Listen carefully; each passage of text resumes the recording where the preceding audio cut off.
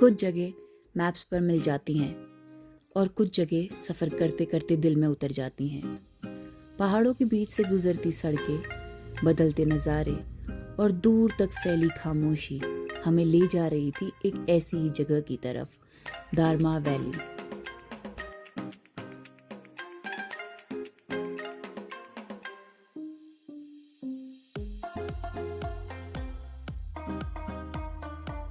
रास्ते में हमें चीरकला डैम भी देखने को मिला।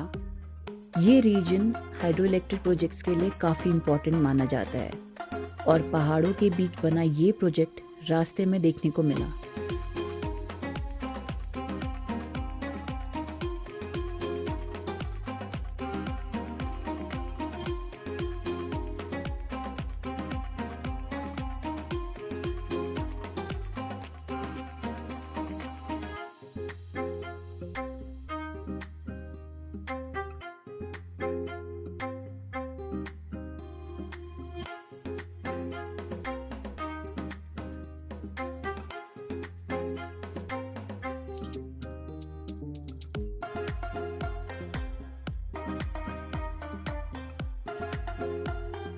जैसे जैसे हम आगे बढ़ रहे थे वैसे वैसे नज़ारे भी बदलते जा रहे थे। रास्ते में बहुत सारे गांव पड़े जिनके अभी तो मैं नाम भूल गई हूँ। छोटे छोटे पहाड़ी गांव जो इस पूरी वैली को एक अलग ही कैरेक्टर देते हैं और जितना हम आगे बढ़ रहे थे उतना ही हिमालय और करीब महसूस हो रहा था।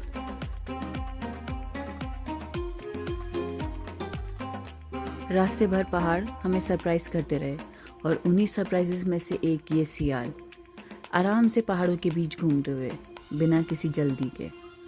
उन्हें देखकर एक बात समझ आती है कि हिमालय की असली ज़िंदगी सिर्फ गाँवों में नहीं बल्कि इन पहाड़ों के हर कोने में बसी हुई है।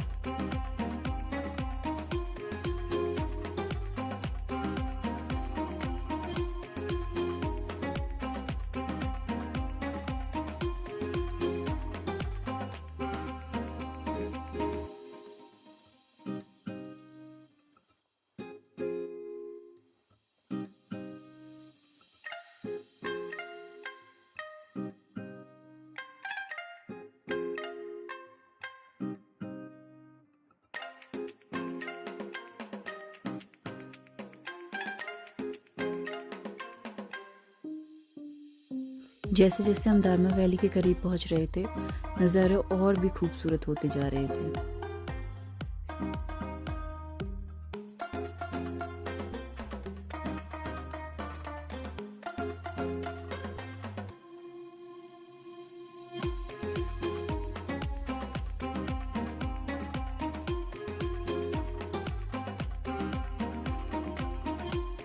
हर मोड़ के बाद लग रहा था कि व्यू इससे ज़्यादा अच्छा हो ही नहीं सकता और फिर अगला मोड़ आ जा रहा था।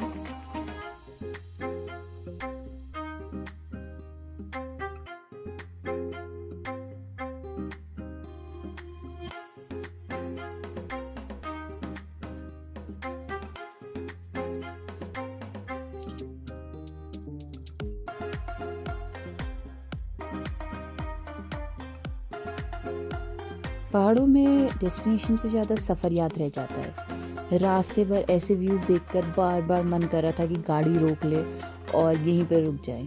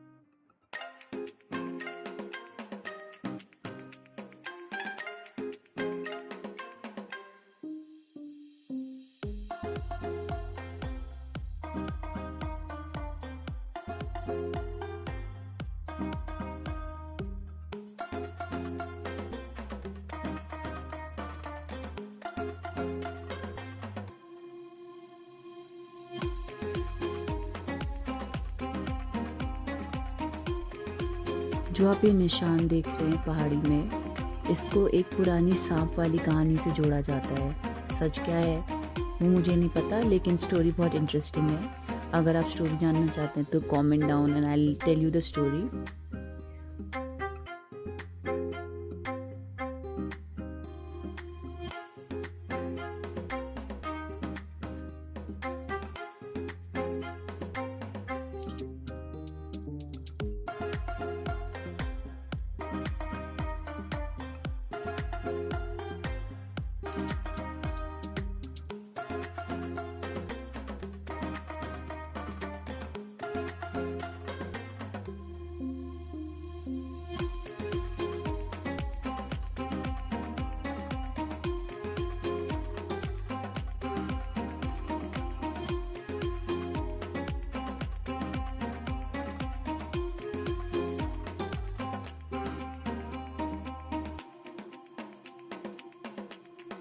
और अब फाइनली हम पहुंच चुके थे दुक्तू विलेज, दारमा वैली का वो गांव जहां से पंचाचोली इतने करीब नज़र आता है कि नज़र हटाने का मन ही नहीं करता।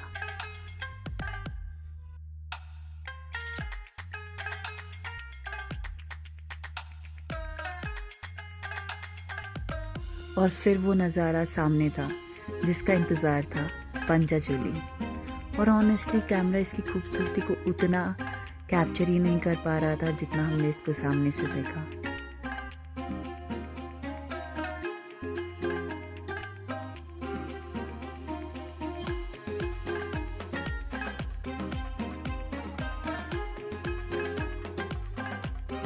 दुक्तू में हम एक ट्रेडिशनल पहाड़ी होम स्टे में रुके थे और ऑनेस्टली इतने खूबसूरत व्यूज़ के साथ और क्या चाहिए। दारमा वैली में हमारा पहला दिन यहीं ख़त्म हुआ। बाहर पंचाचोली के नज़ारे, अंदर पहाड़ों का सुकून। और कल सुबह हमें निकलना था एक नए एडवेंचर पर, पंचाचोली ट्रैक के लिए।